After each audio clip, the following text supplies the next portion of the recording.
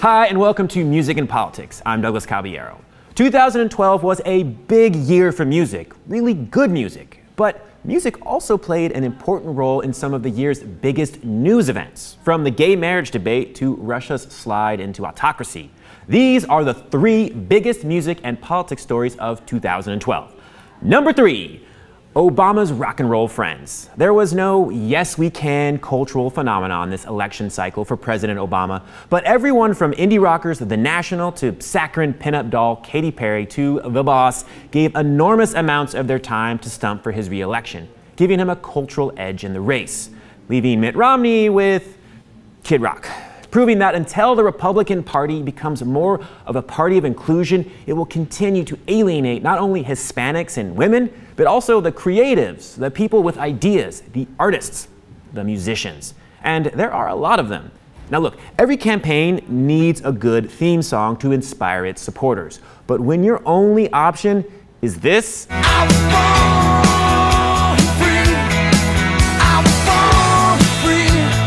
you should take a long, hard look at why that is. It's you that's the problem, not the musicians who won't license their songs to your campaign.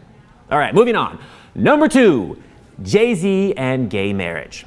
The inevitability of the national legalization of same-sex marriage is upon us. It's already legal in 9 states, and the Supreme Court just took on not 1, but 2 cases regarding the matter, including the Defense of Marriage Act, aka DOMA.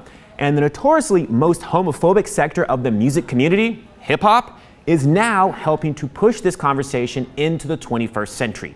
Many rappers have softened their tune and have taken a progressive stance on the debate. Most notably, the biggest rapper in the world, the Jigga Man himself, Jay-Z, he stood up for gay marriage. He said that denying it to same-sex couples was no different than discriminating against blacks. You know, what people do in their own homes is, their business, and you choose to love whoever you love. That's their business. All right, moving on. And the number 1 music and politics story of 2012 is, drumroll, Pussy Riot.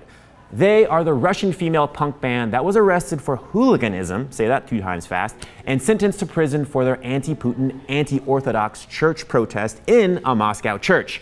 Americans were fascinated by their wild antics, especially when we found out that they had also taken part in an orgy protest in the past. But more importantly, Pussy Riot is a reaction to something much bigger: the trend towards autocracy in not just Russia under President Putin's iron grip for the past 13 years, but among many of the other former Soviet bloc nations and in Central Asia.